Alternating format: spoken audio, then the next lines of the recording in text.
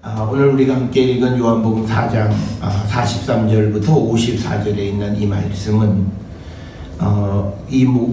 그 왕의 신하를 고쳐주신 이야기가 이 요한복음에 들어있는 것이 무슨 목적인가라고 하는 것, 거기에 대해서 여러 가지 설명할 수 있지만, 그러나 이제 그 사마리아 여인과의 대화, 그리고 이어지는 그 이야기들을 통해서 보면 믿음이란 무엇이냐, 지금까지는 예수님께서 말씀하셨던 것처럼 이 사람들이 표적과 기사를 보지 않으면 도대체 믿지 않던 사람들이 이제는 그것과는 다른 그런 믿음, 즉 예수의 말씀을 듣고 그것을 믿는 믿음이 참다운 믿음이다 라고 하는 것을 우리에게 가르쳐 주시는 귀한 말씀이 되겠고, 오늘 우리가 읽은 요한복음 4장 43절부터 54절은 우리의 믿음의 근거가 이제 눈으로 보는 것에서 듣는 것으로 옮겨져야 한다라고 하는 것을 우리에게 가르쳐 주는 겁니다.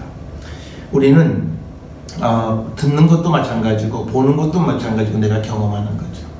그런데 우리가 듣는 것과 보는 것 가운데에서 보는 것에 더 우리는 초점을 맞추고 살아갑니다. 그래서 우리가 살고 있는 이 시대를 시각화되어진 그런 시대, 그래서 모든 것을 소리로만 전달해 주는 것이 아니라 거기에서 눈으로 보는 어떤 시각적 효과를 굉장히 중시하는 그런 시대를 살아가고 있는데, 사실 그것은 우리의 믿음과는 정반대의 길이다라고 하는 겁니다. 오늘 우리가 보셨던 것처럼 예수님께서도 48절에서 너희가 표적과 기사를 보지 못하면, 즉 보는 것을 근거로 해서 믿기 시작했던 그 사람들에게 이제는 보지 못하는 것, 듣는 것을 믿고 그것을 따라가는 그런 삶을 살아야 함을 가르쳐 주시는 그런 말씀이고, 이것이 바로 우리 기독교, 예수께서 말씀하시는 믿음의 본질이다. 그래서 우리가 하나님의 말씀을 들음으로 그것을 믿는 것, 그것이 믿음이다 라고 하는 것. 그래서 우리의 믿음은 하나님과 예수 그리스도께서 우리에게 주신 말씀을 듣고 믿는 믿음, 이게 기독교에서 말하는 믿음의 본질이지, 이 갈릴리 주변의 사람들, 당시 예수님 초기 활동하셨던 사람들처럼 표적과 기사를 보고 믿는 믿음, 그것은 예수께서 궁극적으로 추구하시던 믿음의 길은 아니다. 그래서 우리가 이 사순절에 여러 차례 말씀드렸습니다만 우리의 믿음이 어디에 근거하고 있는가, 그래서 우리의 믿음이 하나님의 말씀에 근거하는 믿음, 듣는 것을 그것을 믿는 믿음. 성경에서 우리가 그 듣는다라고 하는 것, 그것은요 당시 이 시대에는 책이 없었던 시대입니다. 그리고 우리가 개개인이 성경을 다 소장하고 있었던 그런 시대도 아닙니다. 이거는 누군가가 그 말씀을 말해주는 것을 듣고 그것을 믿는 그런 시대. 그래서 우리가 믿음이 들음에서 난다라고 하는 말에 그 들음은 바로 그런 의미고, 오늘날로 보면 우리가 하나님의 말씀을 읽거나 또는 누가 읽어주는 말씀을 듣거나 하여튼 그런 것에서 우리가 그 말씀을 믿고 따라가는 것이 믿음이다 라고 하는 것, 그것을 우리가 기억하셔서 우리의 믿음을 다시 한번 돌아보시고, 우리도 이 왕의 신하와 같은 믿음을 갖기 위해서 예수께서 아이가 낳았다라는 말을 믿고 그대로 고향으로 돌아갈 수 있는 그런 믿음의 사람이 될 수 있기를 결단하는 저와 여러분이 될 수 있기를 주의 이름으로 축원합니다. 오늘 주시는 본문의 말씀은 예수님께서 이제 사마리아에 있는 마을, 아마 수가성의 그 마을에서 사마리아 사람들과 이틀을 유하셨죠. 그래서 이틀이 지나면 예수께서 이제 거기를 떠나서 이제 갈릴리로 가시는 거죠. 그러니까 이 예수님의 지금 이 행적을 우리가 놓치면 안 되는 것이, 이제 이 세례 요한의 말기, 그리고 예수님의 제자들이 세례를 주기 시작할 때 사람들이 이제 예수님의 제자, 예수님의 세례에 몰리기 시작하는 거예요. 그래서 바리새인들이 이제 그 예수의 세례로 사람들이 많이 몰린다라는 말을 듣는 것, 그래서 그들이 어떤 예수님의 일에 방해할 것을 염려하셔서 일찍 그냥 갈릴리로 가시던 도중에 요한복음 4장에 있는 사마리아 여인을 만나서 대화하셨던 것이 어저께까지 보았던 것이고, 그 다음에 이제 갈릴리로 이제 도착을 하신 겁니다. 그러시면서 예수님께서 말씀하시기를 선지자가 고향에서 높임을 받지 못한다라고 하는 이 말씀을 하셨는데, 이 말씀은 우리가 잘 아는 것처럼 마태복음 13장 57절에서도 선지자가 자기 고향과 자기 집 외에서는 존경받지 않음이 없는지라라고 하는 그 말씀과도 같은 그런 말씀입니다. 오늘 주시는 이 말씀에서 선지자가 고향에서 높임을 받지 못한다라고 하는 그 말씀이 앞으로 그렇게 되어질 거냐, 아니면 이미 예수님이 지금까지 짧은 날 동안에 그렇게 높임을 받지 못했다라고 하는 것을 말씀하시는 거냐에 따라서 그 고향이 어디냐에 따라 어디냐가 결정이 됩니다.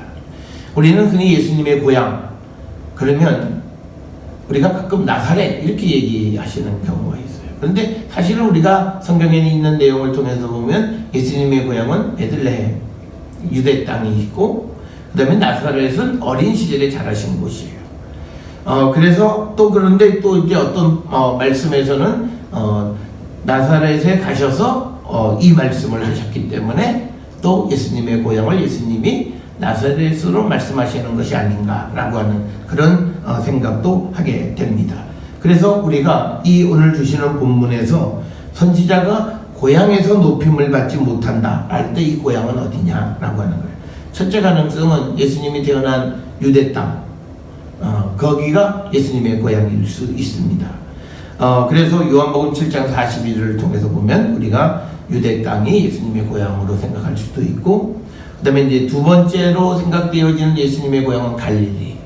우리가 잘 아는 것처럼 예수님께서는 이 갈릴리를 선교의 중심지로 삼으셨죠.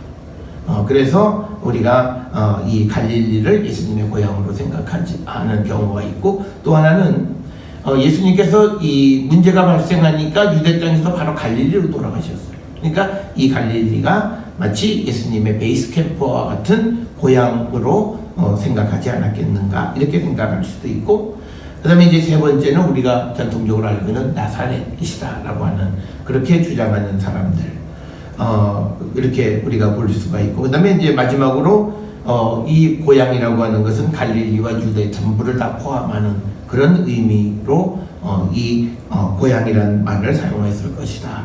그러니까 우리가 지금까지 그냥 예수님의 고향 그냥 쉽게 생각했어요. 그런데 그 말씀을 하나씩 따져보면 그렇게 쉽게 우리가 예수님의 고향이 어디다 결정하기 굉장히 어렵습니다. 우리가 흔히 나사렛이 예수님의 고향이라고 생각하지만 사실은 예수님 태어난 것은 베들레헴이에요. 그러니까 나사렛을 고향이라고 부를 수가 없는데도 우리는 나사렛을 고향으로 부르는 거예요. 그러면 도대체 예수님은 복음서에 있는 말씀을 통해서 고향, 소위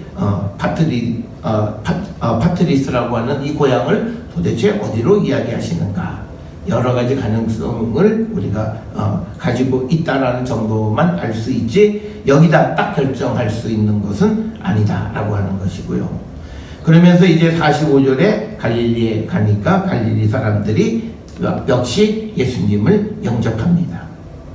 그런데 이 예수님을 영접하는 이유는요, 이거는 본질적으로 예수님을 웰컴하는 거 아니에요. 왜냐면 예수님을 정말 영접하면 예수님을 그리스도로 고백하고 영접해야 돼요. 그런데 오늘 주시는 이 45절에 예수님을 영접하는 이유는 갈릴리 사람들도 명절에 예루살렘에 갔다가 예루살렘에서 예수님이 하시는 그 일을 보고서 믿는 거예요.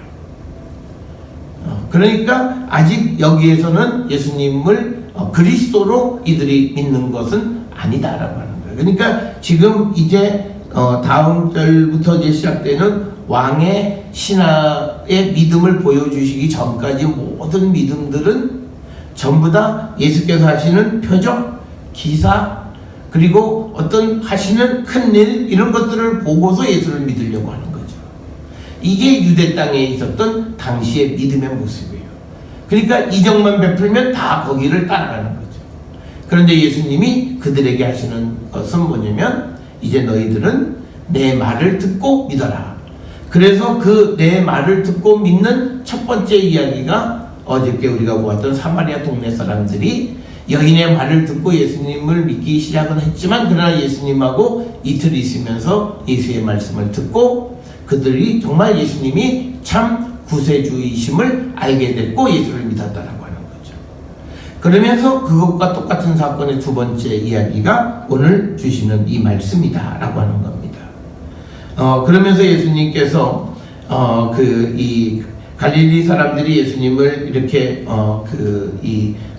웰컴하지만 그러나 이들이 예수님을 믿고 예수님을 따르는 것은 표적과 기사 때문이다 라고 하는 거죠.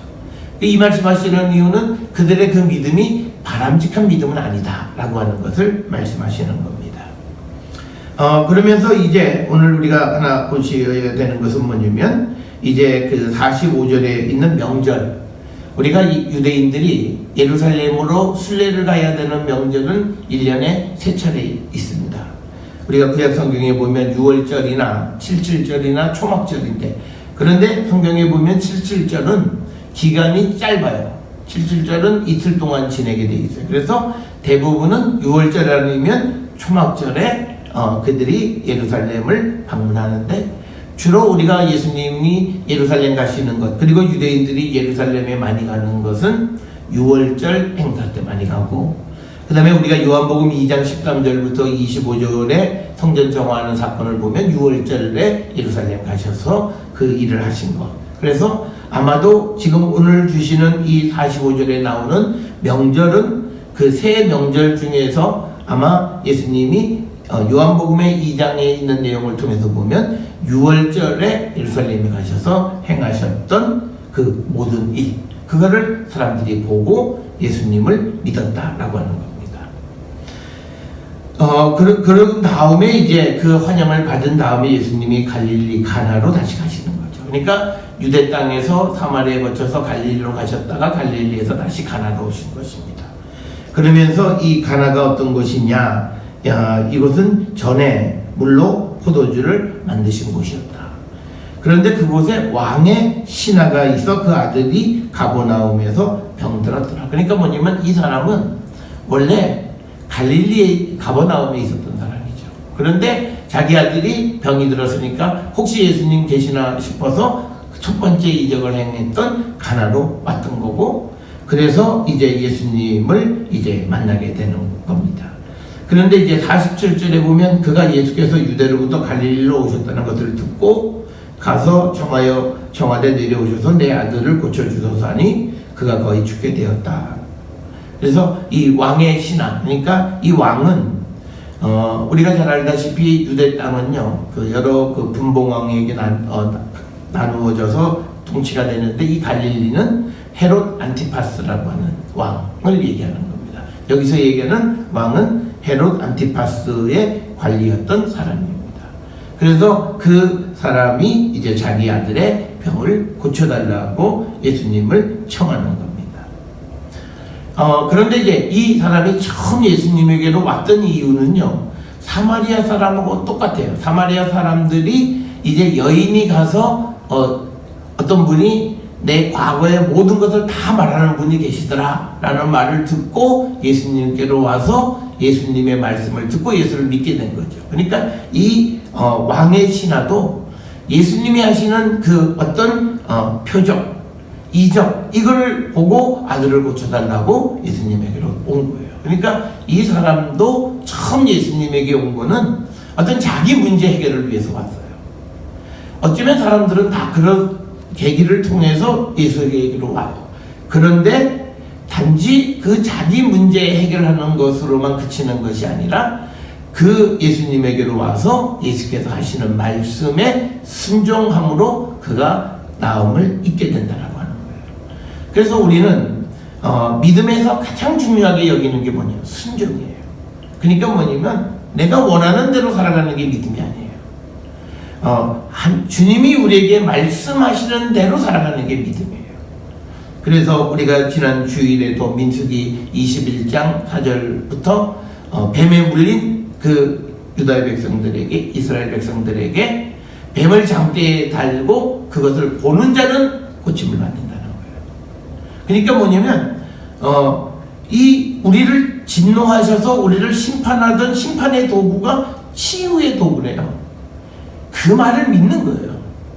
굉장히 우리가 그냥 민숙이 그냥 구리뱀 사건 그러면 너무 쉬운 것 같지만 그렇게 쉽지가 않아요. 지금 나를 괴롭히던 저자가 나를 구원해 줄 사람이래요. 그래서 그 사람하고 잘 얘기해봐. 여러분 이건 마치 무엇과 똑같으냐면요. 하갈이 사라의 그 아주 그 학대에 견디다 못해서 나왔잖아요. 근데 천사가 다시 들어가래요.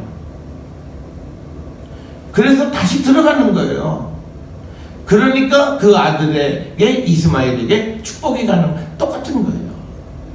그래서 우리가 순종이라고 하는 것은 철저하게 내가 원하는 대로 되어지면 참 좋죠. 그러면 순종하기가 너무 쉽죠. 그런데 그게 아니라 지금 내가 당하고 있는 이 고난의 상황이 나의 축복의 상황이라는 거예요.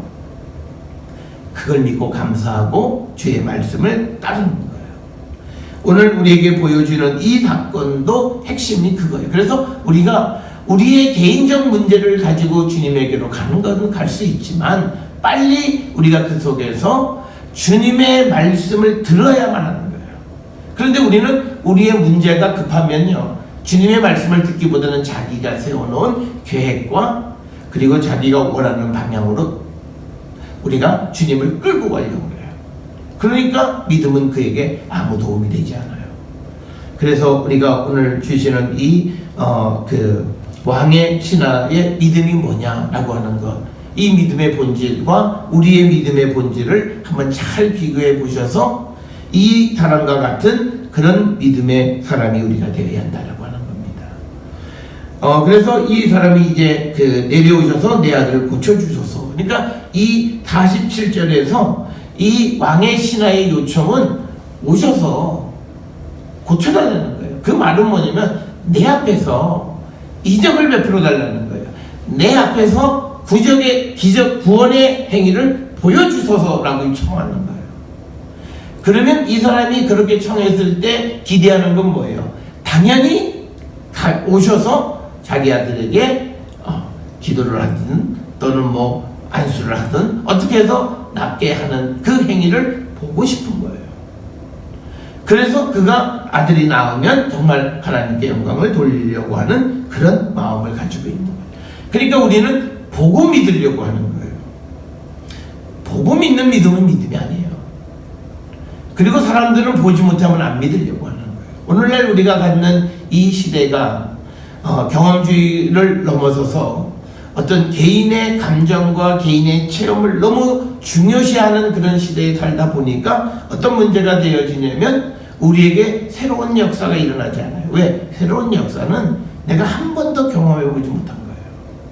그걸 하라 그러는데 사람은 두려워서 안 가는 거죠. 우리가 우리나라 사람들이 창조 경제, 창조 이걸 잘 못하는 이유는 뭐냐면요, 아무도 안 한 걸 하는 거예요. 그러니까 우리나라 사람들의 이 믿음의 모습과 우리의 특징이 뭐냐면 우리는 남이 했던 것을 카피해서 하는 건 잘해요.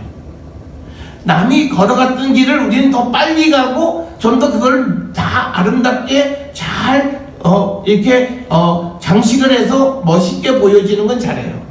그런데 새로운 길을 만드는 건 못한다는 거죠. 그런데 믿음이라는 건 뭐냐면 믿고 어찌 보면 인생의 큰 도박이에요. 어쩌면 이 아이를 잃을 수 있어요. 그런데 예수님이 와서 그 아이를 고쳐주소서라고 요청했는데 가시지는 않고요, 말만 해요. 그래서 아이가 낫다. 그랬을 때 그래서 너 집으로 가라. 그 말을 우리 같으면요, 예수님한테 떼쓰죠. 예수님, 예루살렘이나 지금 유대 땅에서 오신 거 피곤하신 줄 알지만, 그렇지만 저를 좀 불쌍히 여기고 어린 생명을 좀 귀하게 여기셔서 좀 내려가셔서 한 번만 좀 더 기도해 주시고 좀 고쳐주세요. 그러면 나을 것 같아요. 우리는 그게 좋은 믿음이라고 생각하는 거예요. 근데 그게 아니라 이 신하는 주님이 당연히 같이 가서 고쳐주실 줄 알았는데 예수께서 하시는 말씀이 뭐냐면 너희는 표적과 기사를 보지 못하면 도무지 믿지 아니하리라. 신하가 이르되 주여 내 아이가 죽기 전에 내려오소서. 그러니까 한 번 요청하는 거예요. 죽기 전에 오셔서, 그러니까 오셔야만 난다고 생각하는 거예요. 오셔서 표적을 보여주셔야만 된다고 생각한 거예요. 그러니까 같이 가달라고 얘기하는 거예요. 그랬더니 50절에 예수님의 대답이 전혀 이 아버지의 요청할 때의 그 마음과 다른 거예요. 아이가 살아있다. 그 사람이 예수께서 하신 말씀을 믿은 거죠. 그러니까 아이가 살아있다라고 하는 이 말을 할 때 그 말씀을 믿냐 안 믿냐에 따라서 행동이 달라지는 거예요. 그런데 그 예수께서 하신 그 말씀을 지금 이 신하는 확인할 수가 없어요. 그런데 믿은 거예요. 그러니까 오늘날 우리는요, 어떤 걸 믿음이라고 생각하냐면 무슨 말씀이 있어서 내 눈으로 확인해서 그게 됐구나. 그래서 그게 아니에요. 예수께서 내가 눈으로 확인할 수는 없지만 주님이 하시는 말씀이기 때문에 그걸 믿는 거예요. 그걸 믿음이라고 얘기하는 거예요. 그래서 세상에서는 믿음을 경우에 따라서는 이게 허무맹랑하다라고 얘기할 수도 있어요. 왜냐면 경험적인 그런 세상 속에서는 이걸 입증할 방법이 없잖아요. 내가 확인할 방법이 없잖아요. 그런데 우리가 성경에서 얘기하는 믿음은 확인하고 믿는 것은 믿음이 아니에요. 표적을 보고 믿는 믿음은 믿음이 아니에요. 그래서 믿음은 바라는 것들이에요. 앞으로 되어질 것, 그것이 되어진다라고 하는 그것을 믿는 거예요. 그래서 우리는 된 걸 믿는 게 믿음이 아니라는 거예요.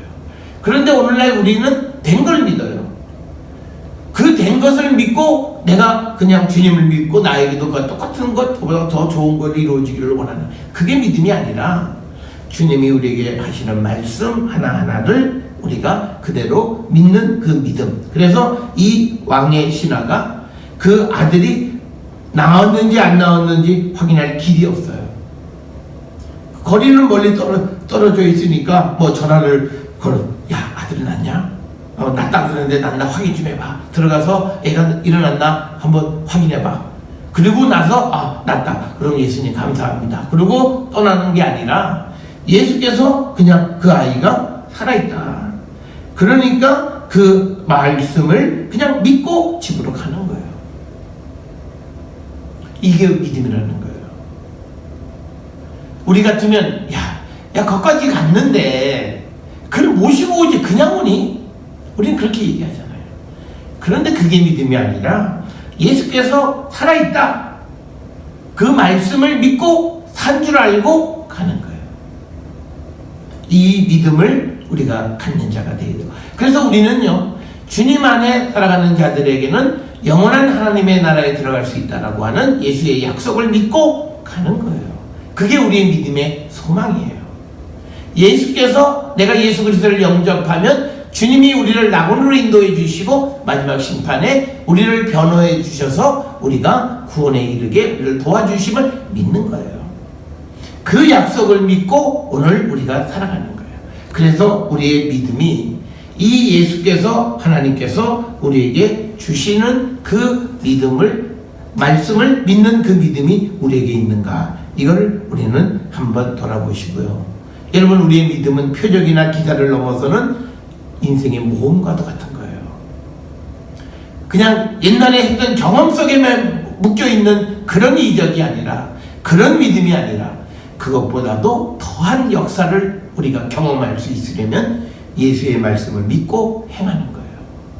그게 진정한 의미의 믿음임을 우리에게 보여주는 사건이 오늘 우리에게 주시는 이 왕의 신하의 아들을 고쳐주시는 이 사건입니다. 그래서 51절에 그가 순종하고 내려가는 길에 종이 오는 것을 만나서 아이가 살아있다 하는 말을 듣는 거예요. 그러니까 순종할 때 구원의 소식을 들어요. 그러면서 그가 확인하는, 낫기 시작한 때를 물은 즉 어제 7시. 7시는 우리가 아침 6시부터 1시간씩 하면 오후 1시경에 열기가 떨어졌나이다. 그래서 이제 그때쯤 아이가 살아났는데, 그때를 자기가 생각해 보니까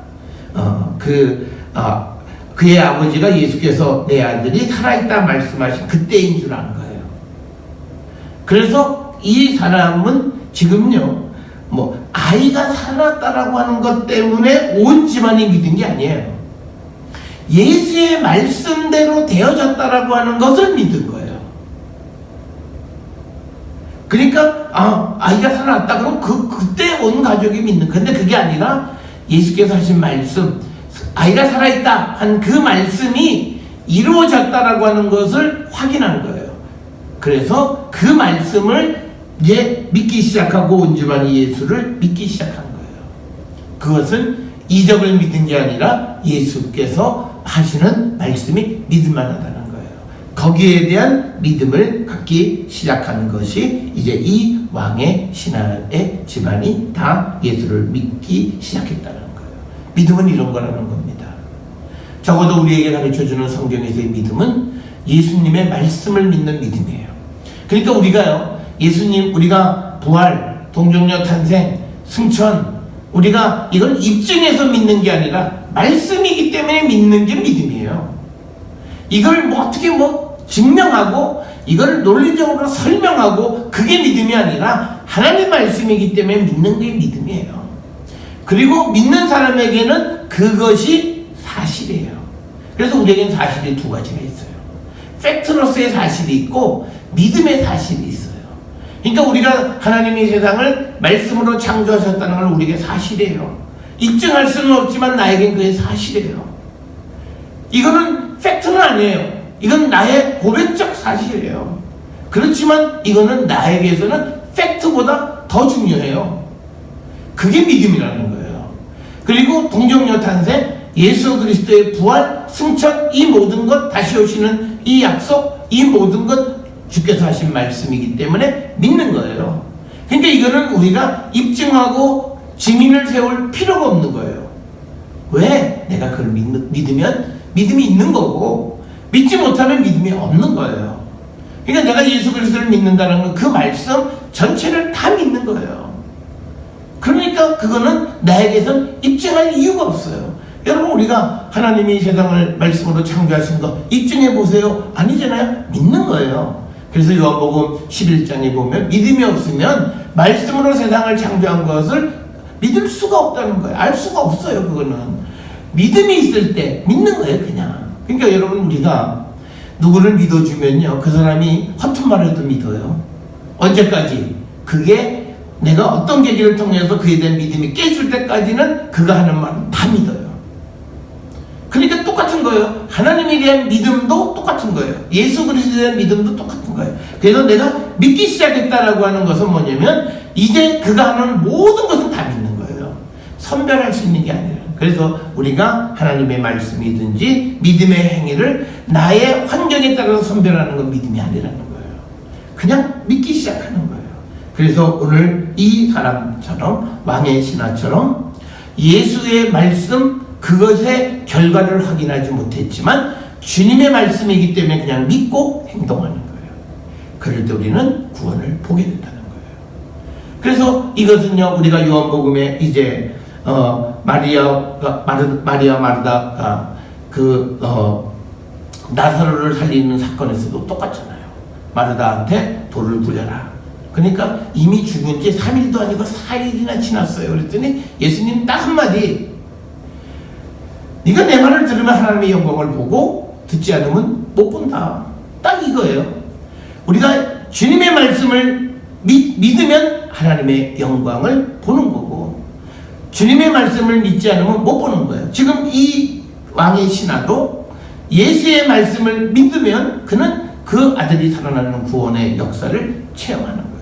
그래서 우리가 이 사순절에 이 왕의 신하와 같은 믿음을 가지셔야 돼요. 내 환경이 어떻게 됐고 내 일이 지금 잘 되고 있어서 내가 하나님의 은혜 가운데, 이런 것이 아니라 하나님 우리를 사랑하시고 하나님 우리를 구원하시고 절대 우리를 떠나지 않는다고 약속하셨기에 어떤 상황과 어떤 처지에 있어도 그 하나님의 사랑을 믿는 거예요. 그래서 내가 정말 아주 깊은 수렁에 빠져 있어도 하나님 나와 함께 하심을, 나를 사랑하심을 믿는 거예요.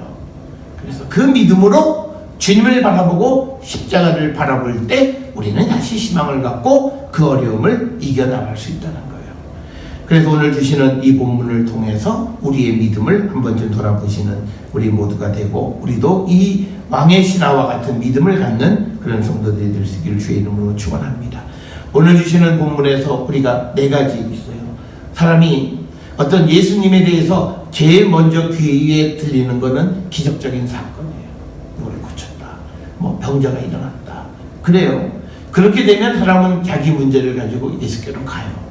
이 왕의 신하도 예수님이 병자 고치는 것을 듣고 또는 기적을 베푸는 것을 듣고 자기 문제, 아이 아픈 것을 가지고 갔어요.